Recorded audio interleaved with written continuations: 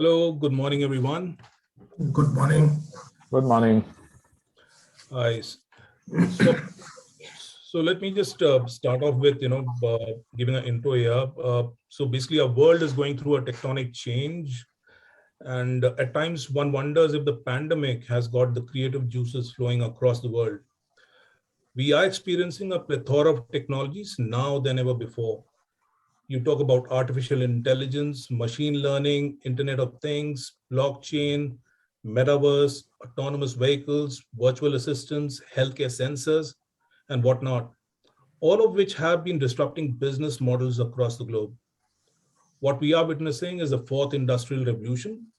This word was not first used too far away. It was in the World Economic Forum in 2016 that its founder, Klaus Schwab, described it as a revolution that's blurring the lines between physical, digital, and biological spheres. The pace of this change is exponential and not linear, unlike the past. Let's take an example. It took 75 years for 100 million users to get the telephone. Instagram signed up about 100 million users in just 2 years. And guess what?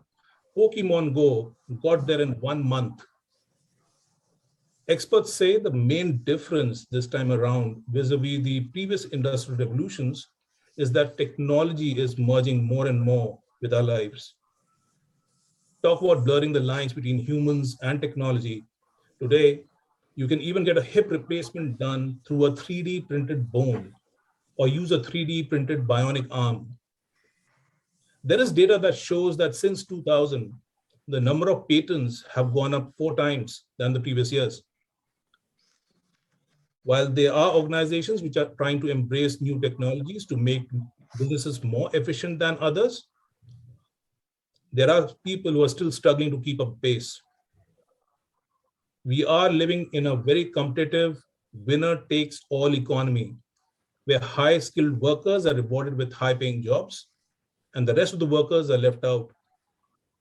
Studies confirm that technologies like artificial intelligence will eliminate some jobs and create demand for new skills that many of us don't have. That's why the ability to learn, unlearn, and relearn is now a survival skill. This exponential change has another risk too. It's leading to more inequality, which is already a big issue. 1% of the households already own nearly half of the world's wealth. Privacy is another concern that's growing as every company is turning into a tech company. Industries ranging from food, retail, banking, everyone's going digital, and they are collecting a lot more data all the while. They say data is the new oil. Users are starting to worry that companies know too much about their private digital lives. It's kind of ironical that technology which has created a virtual world, think of gaming all these years and now the metaverse. They say 2022 is going to be the year of the metaverse, which most of us love indulging in, especially the Gen X and onwards. There is another growing tech-driven trend that's gaining momentum, and that's the global power of local.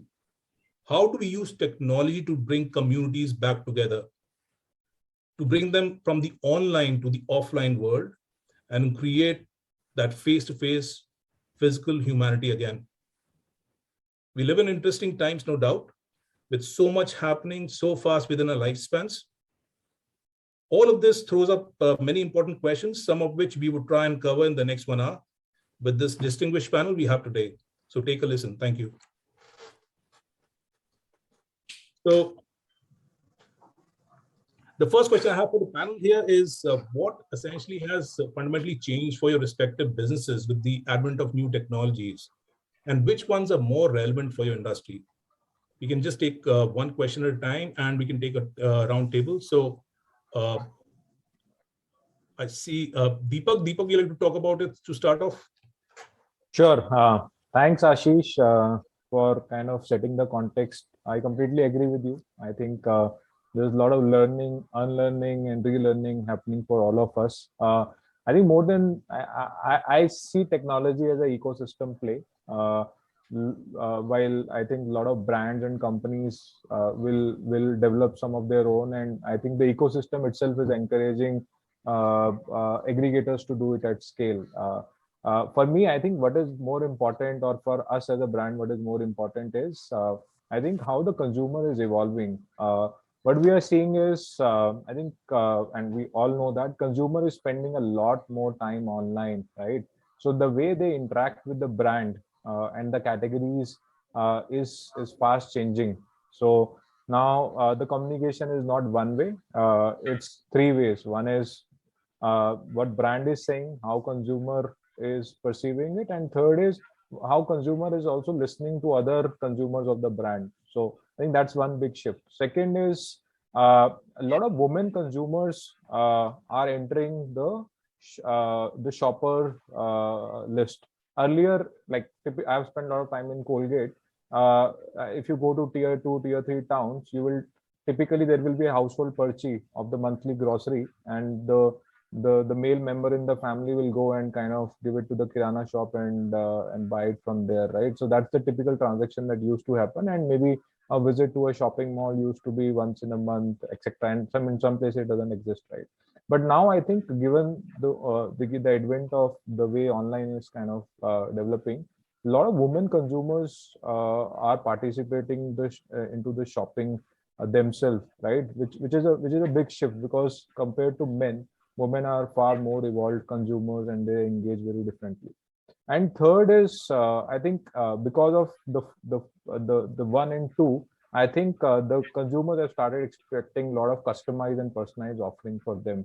And I think that's make it very important for brands to evolve on technology, especially on AI, machine learning. There are many, but I think India has just to evolve into a lot of other technologies like edge computing and all, which are coming into play. But clearly, I think artificial intelligence and machine learning is something which brands need to explore, so that they are able to serve the customers on this customized and personalized offering. So that's what we are seeing. Great, that's insightful. Hari, if you like to just answer that, but especially around the COVID, the digital adoption has kind of gone up. So how do you see the companies leveraging these changes to position themselves for success? Yeah. So, as you said, you said the right context. Please pardon me by my throat, because, I was suffering with fever. So as you said, there's a storm of technology like IoT, robotics, process automation, AR, VR, blockchain, etc., etc. So I think, and AI.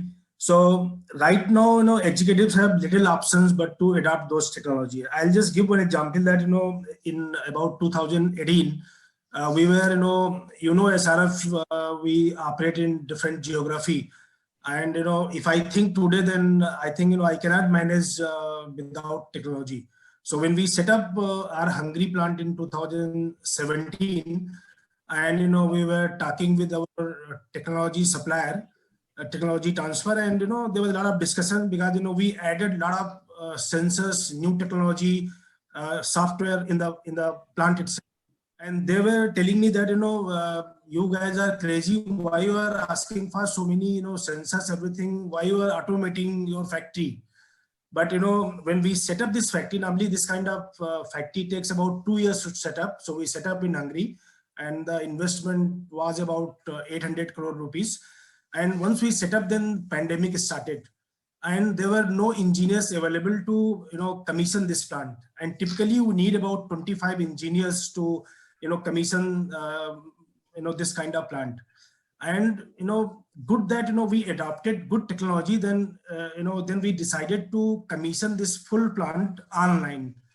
And the engineers from, Germany, Italy, whole of Europe, USA, Singapore, and India, they coordinated because of this technology, and we could commission the plant during pandemic. And, we saved a few million euros on that. So I think, technology is very, very important. And not only that, as a learning of that, normally similar kind of plant, when we operate in India, we are operating with about 200 people. And now I am running my Hungary plant with only 100 people. And with In India, it is about 15,000 ton per annum capacity, and my Hungary plant is about 45,000 ton per annum capacity. So now we are fully, not only we experienced ourselves, but now we are fully, convinced that, whether you are in B2C or in B2B, the technology is most important. Last week when I was talking to one of the customers for my Hungary plant, and he told me that, you should now come up with some newer technology. And he said, when I am, interacting with you, then we shouldn't be talking about the how much sales you have done, what is, outstanding quantity, that should come automatically. But when I come to your factory to have cup of tea, then whatever we are talking, that should display automatically in front of both of us. So that, if I am talking about sales, talking about the pricing strategy, it should come in front of us, and we should not be carrying any data. So I think the expectations of the customers have also gone up. So although we thought about 4 years back that SRF it's a typical brick and mortar company where, IT may not be as useful as, for B2C company or any consumer company, but we find it very, very useful. And I think, we have immensely, it has helped a lot in, setting about business in Hungary. And now we are, this is my first factory of Hungary, which is, we call it a smart factory. So everything is automated right from when you receive the raw material till it touches the customers. That's great, Hari. I mean, I've been following SRF personally as well, because as you know, in 2021, it was a bull market, and specialty chemicals was one of the big things that was riding that wave. And full disclaimer, I was invested as a retail investor in SRF, and I have actually tracked the progress, and I got decent returns from the stock investments. So Ashish, thank you so much. You would have made plenty of money, so good to hear. Thank you. Let's move on to Vaibhav. Vaibhav, technology and fintech. Fintech is the buzzword everywhere. I mean, it's been for the last 2 years. We've heard many unicorns coming up, and there have been RBI governances around it as well. So how do you see technology, helping fintechs? Then the fintech word itself has tech in it. So how do you see disruption happening in the fintech world, and how do you take on the big players in the market? Thanks, Ashish. So you rightly said, there have been too many good number of unicorns that are coming in. And I was just reading somewhere this morning, in 2022, there are already 7 unicorns in India. And I was like, wow, we are in the right space. We are going in the right direction. So see, and before I get into fintech, because fintech is financial technology, let me briefly touch upon banking, because banking has traditionally been a physical business. And if we talk about the generation before us, then it's a typical brick and mortar setup. Everyone is used to going to a branch. In fact, even today, for my parents, going to a branch is more of a social activity than just a banking activity, because my father would actually go to to his bank branch. He would get to meet a few people, on the way back, he would sit at the katta, chat up with his friends, have his cutting, and then spend a couple of hours there and be back for lunch. So it's a half-day activity, going to a bank branch to carry out a transaction.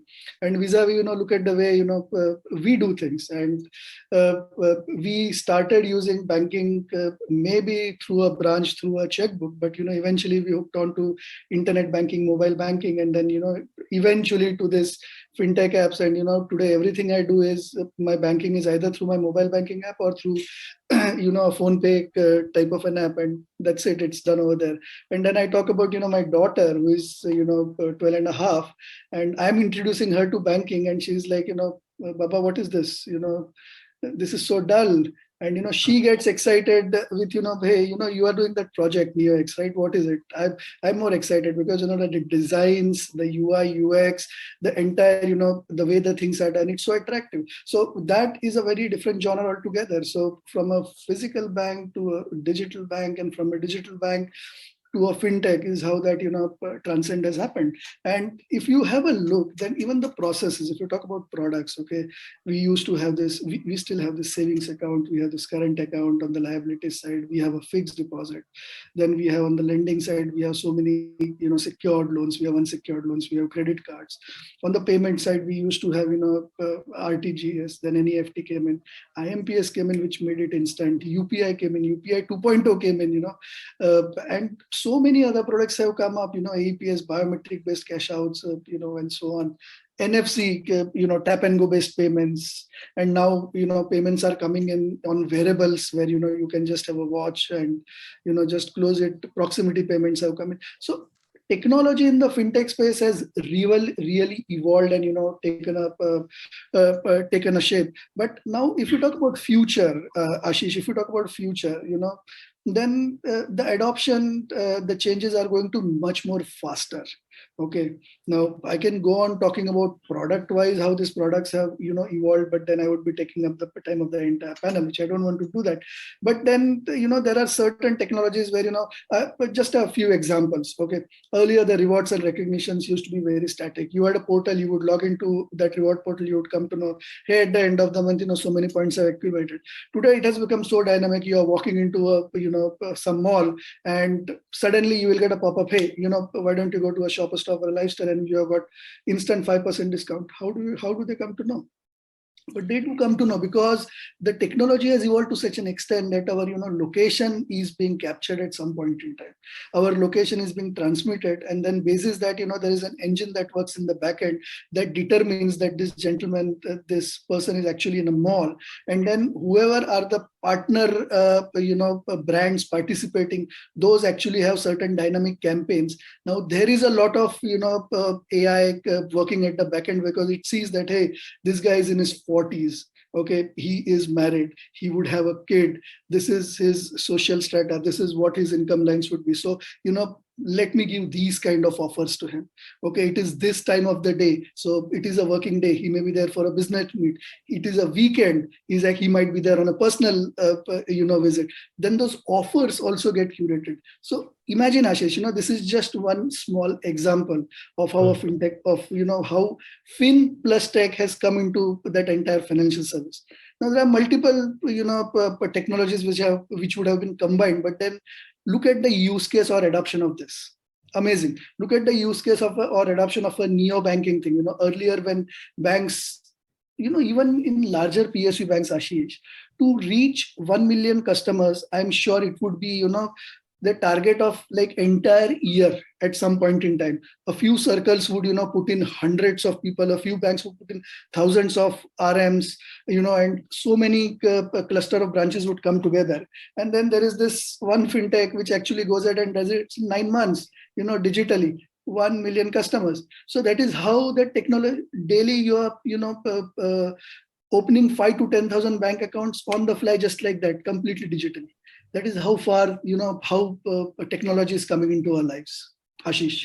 Yeah. So Vaibhav, banking as a sector, we are a big country and there are a lot of people still not exposed to banking. And that's where, small finance banks, which actually penetrate into deeper pockets of India and gets, the unorganized banking sector more organized. So I think it plays a very critical role, and it's interesting the insights that you share. I have another question, and we also have Harsh with us, who is from GE Healthcare. India, we are just going through a pandemic at I hopefully think it's the last leg of the pandemic. So how does, GE, or how do you think healthcare would become more accessible and equitable for Indians? So how is technology helping you do that? And what are you doing about, making it prevalent in every part of India? Sure. So Ashish, I think there are two aspects to how I understand your question. One is, with the pandemic, how things have changed, right? And yes, how, the industry per se, or let's say, healthcare companies per se have tried to position themselves for this. Like, if I were to take you from, whatever Deepak talked, or let's say Vaibhav talked, and, these consumer goods or financial services touch a lot of people, but healthcare is something that touches almost everybody, right? And we realized in the pandemic more than what was realized earlier. But what happens there is the digital, let's say, the acceleration that we've seen in these industries. Healthcare is typically slow to catch on, and I'm talking about more the B2B part of healthcare. Let's take that for a moment, right? So very physical world, similar to how Vaibhav was describing, banking confined in the four walls of a bank. Similarly, our let's say maybe a decade ago or 5 years ago, our concept of healthcare was limited to the four walls of a hospital or a private office, right? But that has completely changed, right? What pandemic did was the customer expectations obviously were being set in response to what they were interacting on a day-to-day basis with consumer goods, with all the apps, all the technology that is there, right? Secondly, pandemic kind of forced a lot of changes, right? So it brought about more acceptance from all stakeholders, whether it is patients, whether it is doctors, or wherever payers are involved, whether it is insurance, or everybody had to kind of jump into it and adapt in a very limited time. But if you see the kind of progress that has been made, let's take just the example of telehealth.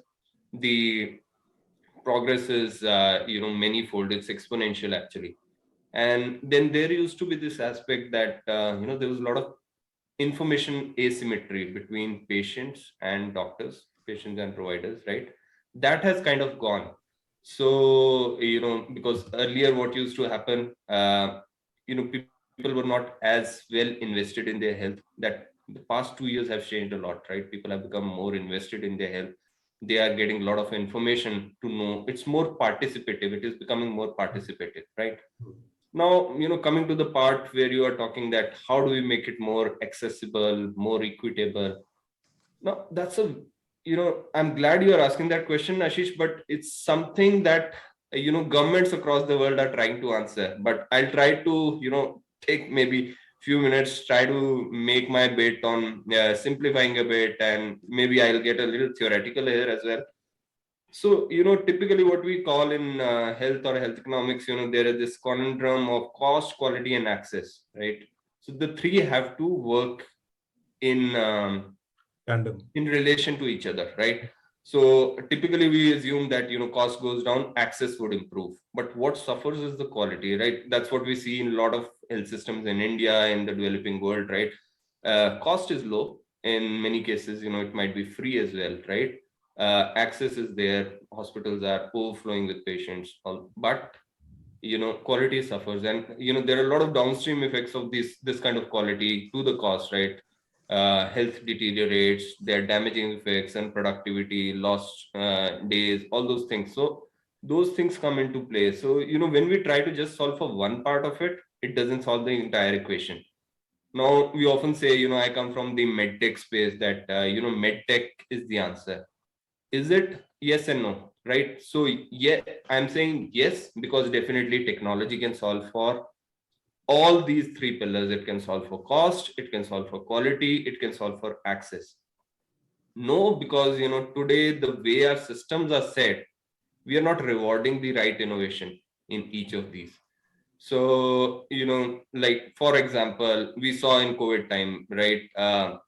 So one was the content innovation, what I would call a vaccine innovation, right? Which was very important. It had to happen, right? But then there was also another aspect that, people were saying that we need the medicine or we need the technology. So you look at it, what technology was helping in the second wave, especially, it was a ventilator. Ventilator was created 100 years ago, right? So it's not a disruptive innovation. What is needed is a process innovation. How do you get more skilled people who can operate a ventilator, or how do you set processes in place that can triage people before they need a ventilator, or how do we build health systems that at the primary level itself people get the kind of access to healthcare that they need and they're not reaching to the ICU.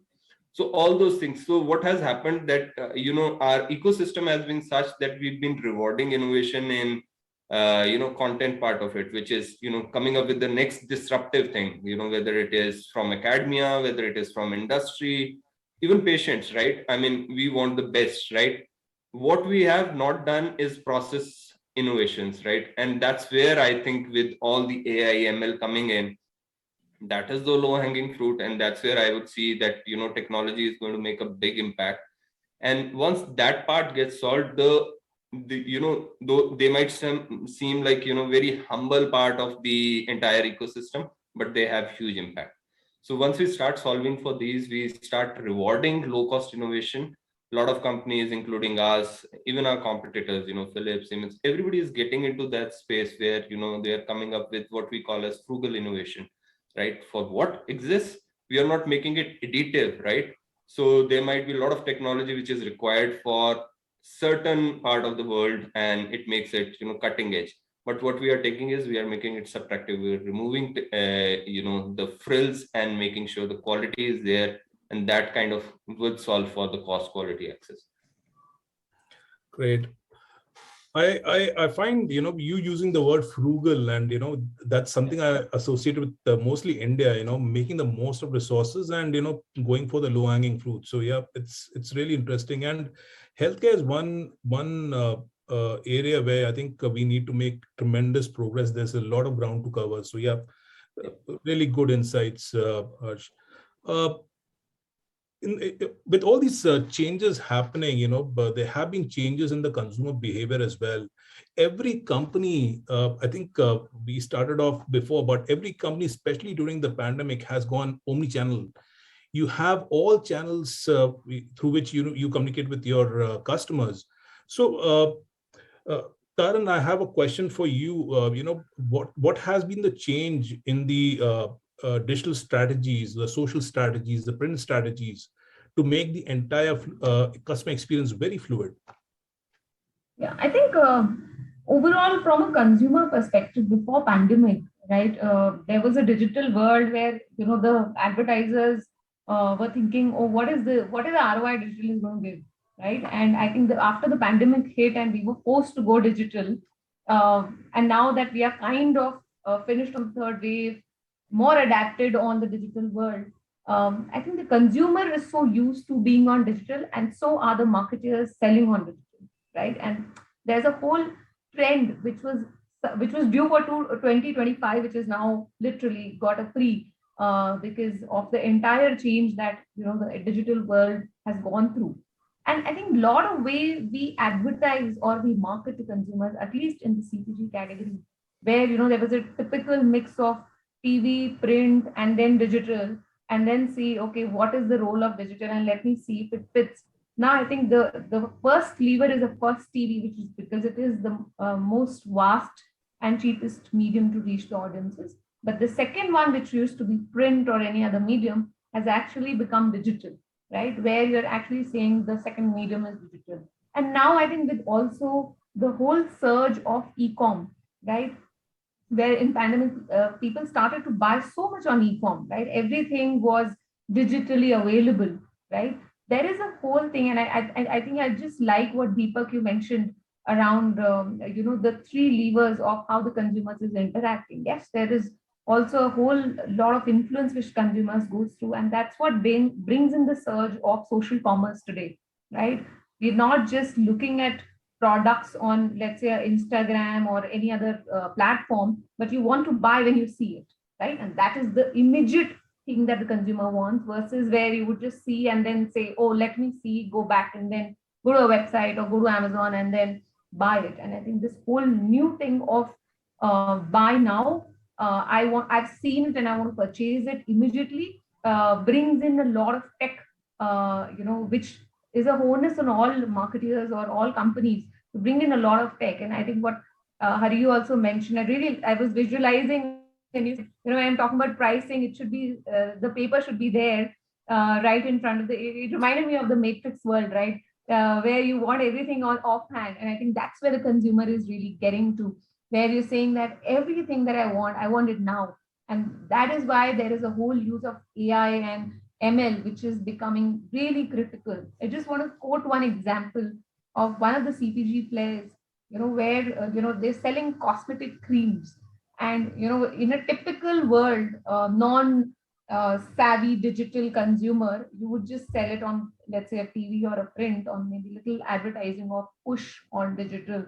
But now, we also trying to get into places where you get on a call, with the consumer literally when he's looking for a skin consultation, right? Suppose he's on an app where he's looking for skin consultation, and that's when you get the branding, right? Where you are also able to do a lot of consumer understanding, right? So in a typical world, you would say, let me have cohorts built, whether this consumer is a shopaholic, whether this consumer is a traveler. But I think we have to move beyond that, the cohort building. There is a lot of intelligence which has to be built around empathy, right? So there's something which is called as empathy mapping, which we do, where we say that how is really the consumer understanding the brand, how is he empathizing, right? And that is really important if you really want to get to the consumer now, at least, because the consumer is no more the same consumer. He's changed, right? And he has got more options than ever. Right? We were talking about fragmentation on TV years back. Now we're talking about fragmentation on digital, right? Because there is so much that the consumer is exposed to, right? And hence, it is very important for advertisers to not just know the cohorts where the consumers are going, but also understand what he's really thinking, not just on the face, but also in the subconscious mind, which leads to a lot of insights, right? That you may want to churn before you really push a message to the consumer. I think that is one of the biggest lever, and hence I think at least in CPG, what we've started to do is there's a healthy mix of TV, there's a healthy mix of digital, and there is also a very healthy mix of e-com, right? And what is really picking up is, as I mentioned, social commerce, where we're trying to serve products to consumer when they see a brand, even if it's a movie or it's a song that they're seeing and see something that they like, really applicable to fashion industry, industries in retail actually, where these kind of things would be more on the go that consumer is asking, and hence the trend on digital has really, really changed. And also, Ashish, one more thing which I feel is going to be the next game changer for a trend on digital is this whole reverse brain drain phenomena which has happened, where all the D2C players, right, are just I think Vaibhav, you mentioned the unicorns coming in, right? The whole thing around the people who are coming back from outside India, the NRIs coming here, establishing classic case of Zepto, right? Where people establish the whole new company in some months and it just goes crazy. I think somewhere even for CPG category, the D2C business is going to be more indirect competition, right? In that manner, not really direct, but I think somewhere we're trying to find how to really play that game, right? We're not really in that game, we're trying to play that game so that we are at least safeguarded. And I think these kind of trends, we have to be more aware of ever changing and ever evolving phenomena in the way things are going to pan out for the year. And as you rightly mentioned, Ashish, in the beginning, metaverse is going to be the year 2022 is going to be the year of metaverse. Yes, of course, I think even for CPG, we're trying to figure out how do we really engage with the consumer in a virtual world where he can experience the brand on digital. I think that's quite exciting times ahead. I think overall CPG is going to be very, very exciting on how to sell online. Yeah, so it's very interesting, perspectives. You have, design thinking, empathy mapping, customer journey mapping, you listening to the customers by just, going on ground. And there is another perspective. You look at data points and try and understand customer behaviors and try and spot trends. So, anybody who would like to share some stats or some interesting data that they, a trend that they discovered or, found that you'd like to share with anybody on the panel here? Yeah, Hari. Yeah, okay. So, typically, I'm talking about the manufacturing companies where you set up any kind of IT projects. So, it looks into quality, cost, delivery, safety, morale, QCDSM terms. This is especially, and so what we have seen that although SRF was early adopter of technology, in last few years, what we have done, we have done a system where now we are doing a lot of data acquisition, but the data analytics was missing. In last 2 years, we have now put in data analytics on top of that. And the very important data which reflected that has actually contributed immensely in the profit of the company is that earlier, like we are producing about say 500,000 ton of any chemical, and exporting and selling across the world. And earlier, we used to give quota to each sales manager that you have to sell 10 ton in Brazil and this ton in USA and this much quantity in Italy. And that is the way we used to sell, and we used to come to know profit after 1 month. Now with this lot of data inside, so now my system itself throws me that you have to sell more in Brazil, less in this because freight has gone up, this has gone up. Systems gives you a lot of insight, and now the quota which the sales director used to give by tonnage, it is now given based on profit, not based on tonnage. So I think this is the very, very important insight we got from data, and which is giving us continuously throwing this data, and now everyone is aware of. So no sales manager can come to me why my quota is reduced, because it is basically based on profitability. This is number one. Number two, I have seen that in any manufacturing kind of setup, if you want to adopt any technology, then it should also help people who are working in the shop floor. And the one way is that it should ease the work the way they are doing, and second, it should also enhance their safety. And I have seen the kind of technology we have adopted in our factory, because we are a chemical based companies. There's a lot of safety hazards and all. And there are many systems where people are working on hard surfaces, where earlier they used to do work there based on their feeling that how is the temperature, whether I can go enter into that vessel or not. Now the system itself tells, no, Mr. X, you please wait, you can enter after 15 minutes. So it's so safer to work. So it has not only improved the profitability of by adopting new technology, but it has also improved the morale of the employee who are working in the company. So I think by using, especially in SRF, using ML and IoT, this has helped immensely to us. Yeah, Hari, I mean, what I realized is, you have the basic tenets of lean that we talk about, that's essentially used mostly in manufacturing. We talk about andons, hijunkas, and all these tenets of lean. And when they are implemented with the new technologies, I think the benefits are immense. So yeah, thanks for your inputs. Thank you.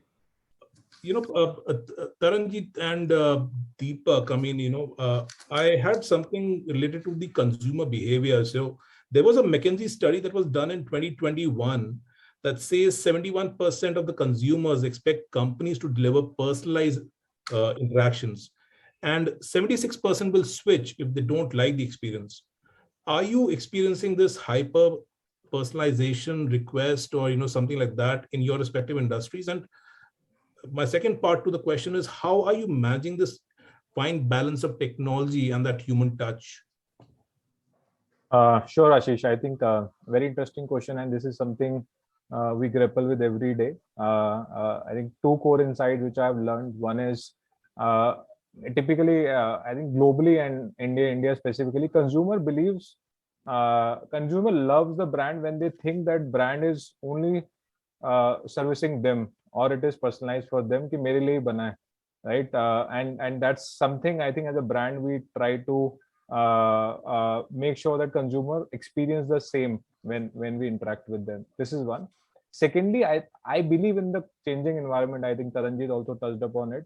The competition now is not with other brands, frankly speaking, because I think there are a lot of white spaces. The competition is with the best last experience of the consumer, right? Because consumer want the next experience to be better than the past experience, right? So there is always a pressure on the brand to do the better in the subsequent interaction, and that's something I think put pressure back on us to make sure that we continue to personalize and customize the experience for the consumer. For example, right now Valentine Day is going on, right? So like there are different days and it culminates into 14th of Feb.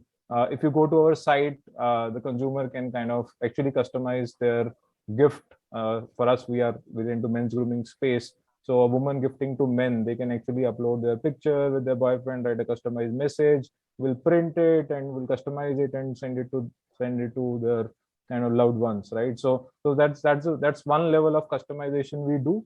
I think what we have evolved over a period of time into making sure we do this at scale, like we can handle kind of thousands of orders every day to do this at scale and without impacting the experience in terms of errors, etc.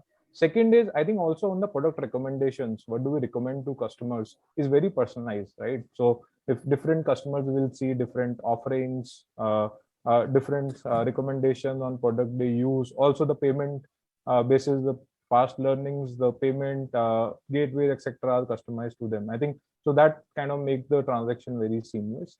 And third is, I think also our interaction with the consumer is very personal. So the way we interact with them through WhatsApp, through bots, and also through the physical customer service team, right? So to make sure that they feel that the brand is working for me all the time. I think these are you're right. I think there is a lot of pressure on brands to make sure consumers feel this way. And I think this is how we are trying to do it. Yeah, and Taranjeet, do you feel similar opinions on this? Yeah, absolutely agree with Deepak. I think specifically for the beverages business of Tata Consumer, where we sell Tata tea. At least 2-3 years back, we used to have one vanilla pack which used to go all India, which is the Tata tea pack. And then we realized there is a lot of power in personalization, and that's when we started creating hyper-local packs and hyper-local campaigns, right? Where there is a specific packaging for Punjab, there's a separate packaging for Haryana, there's a separate pack for Maharashtra, and hence the creators are separate. I think the consumer loved it. We've seen a tremendous response, not just in case of packaging, but in case of comms that we've really put on each of these markets. The other leg is what I think Deepak touched upon is talk to me kind of a thing, right? Where we're talking about what is the personalized message, which is a lot of thing around the DCO, the dynamic creative optimization that you do when you take the digital campaign live, where any consumer who's seeing a particular ad, programmatically you're changing the creative with the cohort or with the affinity that this guy has, and change the creative on the go immediately with the help of machine learning, right? And that I feel really, really works. Every time we've done it, we've seen success of it, right? But it has in that manner, I would say not every brand can have a copy-paste model of personalization, right? It can't be adapted to everybody, right? There has to be a reason for why you want to get into that. And I think the other question that you touched upon is how do you really get a balance of human touch and personalization? I think there is still a lot of merit when it comes to physical touch, and that's why there is sampling that still exists, right? It's not going anywhere else. Right? People still want to get a hand of that little samples that you send in their houses, whether it is through a digital mode like a Swiggy or whether it is through a print copy where you see a little sample. The sample, I would feel, is still there because there is a need for someone to experience and touch and feel the brand. And that's why I think there is a good balance that brands have started to create. Whether it is going to be completely digital, in my opinion, not really. Because we are humans and we really survive on social experiences, right? And we would love to have that experience. So there is going to be a fine balance that we'll have to really create to be more associated with what the consumer wants. That's great. And with all these changes happening, how are you managing both your internal as well as external customers, your employees and your customers? So This applies to each one of us. So how are you managing this change with your customers, both internal and external? Deepak, you could take that one. Yeah, sure. Yeah, I think external customers, like I mentioned, there's a lot of pressure because consumer want the new experience to be better than the past experience. I think we have implemented technology to make sure that the interactions are seamless. We're managing the entire life cycle of the customer really well. So we have a robust CRM mechanism, and we add a physical touch to this through our customer service team. So that's how we interact. And we, for example, we have created something called BSC Insider, where we have a pool of consumers who are loyal and who love to kind of give feedback to us on regular basis. So this also keep us honest and on our toes all the time. So I think these are certain intervention we do. Internal customer is, I think, is a very good question in terms of I don't think that now gone are the times when you reach a certain product market fit, you can just sit comfortably and do one or two things an entire year or 3-4 campaigns an entire year, right?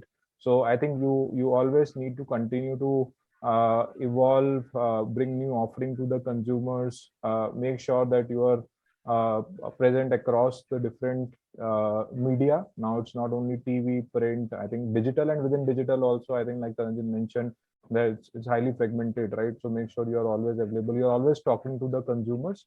And I think one more thing that has changed, I think, which has forced organization. One is, I think consumers are also become very experienced first. So we need to make sure that the employees develop empathy towards that, they become more consumer centric.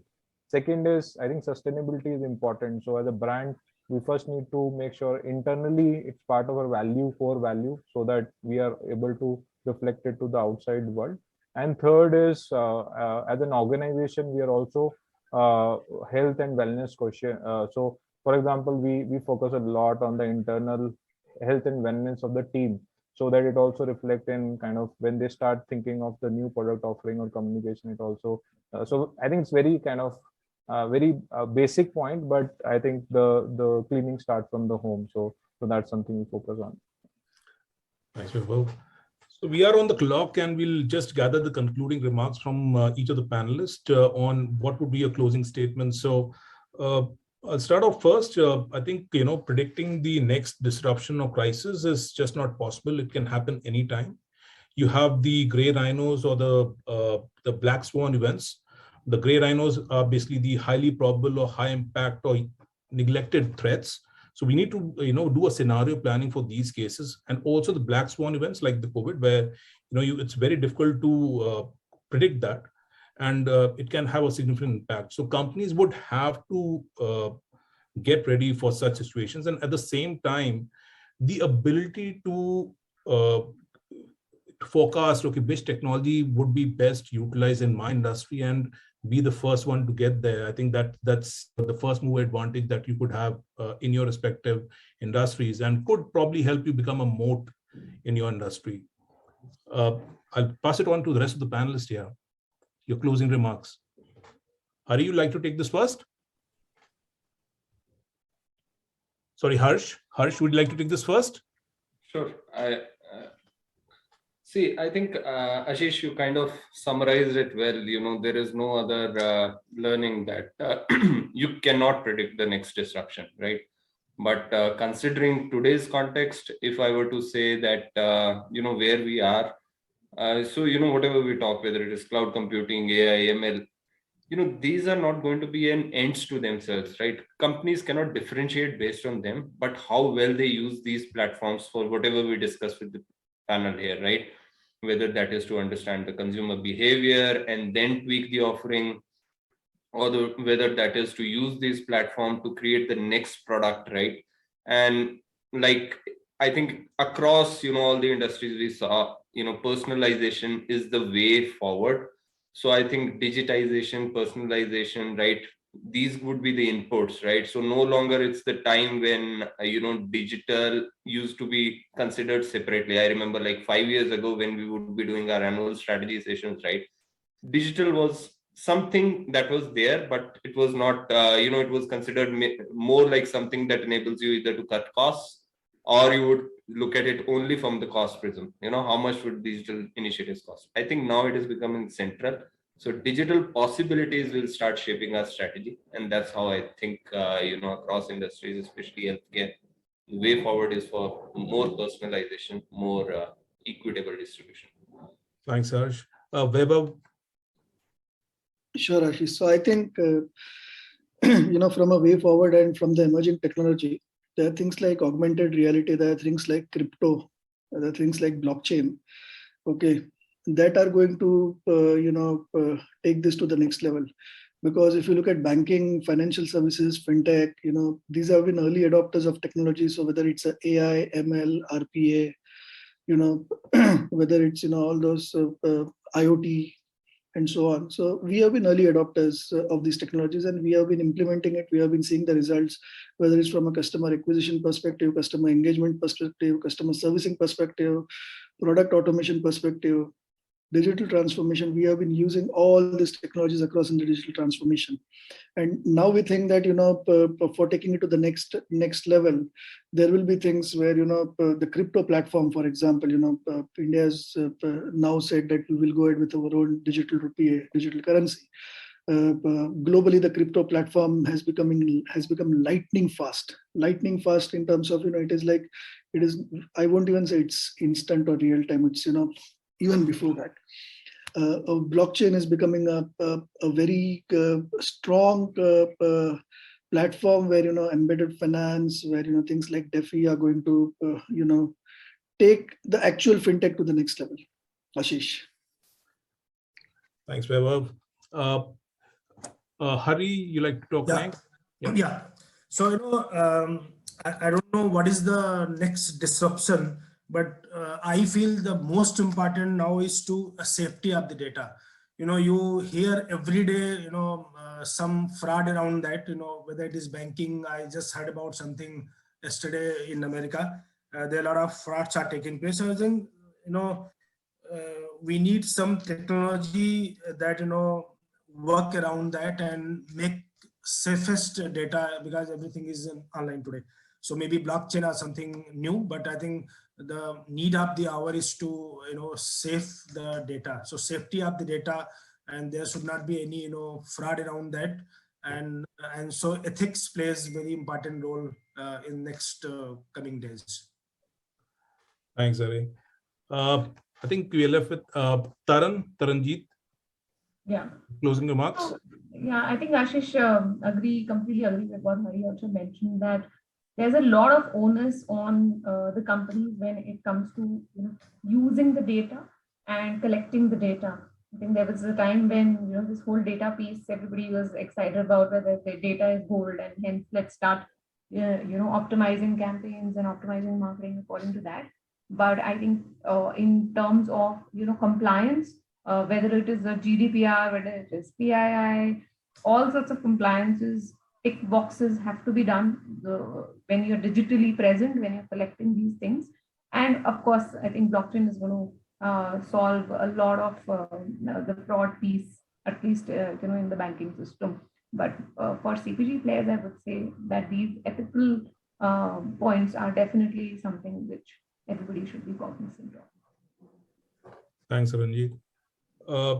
I think we are just on the clock. So, Kavya, over to you. Thank you.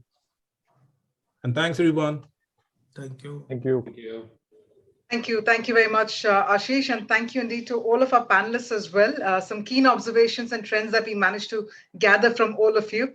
And Ashish, that was very beautifully moderated and just on time as well. A couple of questions have already been answered by panelists, which is why there were no further questions from the audience members. But I'd like to thank each one of you for joining us this afternoon. Thank you for your time and for your perspectives. Thank you once again. Thank you. Thank you so much. Thank you. Thanks, everyone. Thanks. Bye. Bye.